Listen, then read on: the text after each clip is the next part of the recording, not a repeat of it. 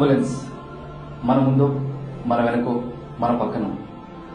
Vehicle చూస్తాం, siren వింటాం.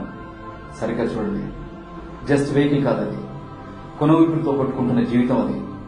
Siren కాదది, ఏడుస్తున్న చావు కేకది. మనలాగే మనుషులున్నారు అందులో. ఏమో మనవాళ్లే ఉన్నారేమో, రేపటి రోజున మనమే ఉంటామేమో. దారిబడి కొనవిపుల్లో కంటే మీ మనసు విశాలం చేస్తే రోడ్లు విశాలం అవుతాయి. గుండె నొప్పితో కొందరు, యాక్సిడెంట్ అయి కొందరు, విషజ్వరంతో కొందరు, విషం తాగి కొందరు, హత్య గావించబడి కొందరు, ఆత్మహత్యలకు పాల్పడి కొందరు ప్రాణం కోసం పరిగెడుతున్నారు. అడ్డుపడకండి. మన నిర్లక్ష్యంతో హత్య చేసే పాపం మనకు అంటొద్దు. దారివ్వండి, ప్రాణం పోయండి. మనల్ని పాలించే వీఐపీల కోసం పోలీసు వ్యవస్థ ట్రాఫిక్ బ్లాక్ చేసి రోడ్స్ క్లియర్ చేస్తారు. సిస్టమ్ ని గౌరవించి మనం రూల్స్ ని అనుసరిస్తాం, వాళ్ళకి సహకరిస్తాం. సామాజిక బాధ్యత ఉన్న మనుషులం మనం.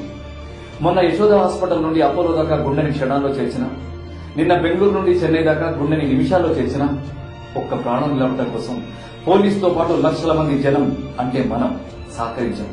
నైతిక విలువలున్న మనుషులం మనం అంటే ఎవరో చెప్తేనే వింటాం అన్నమాట.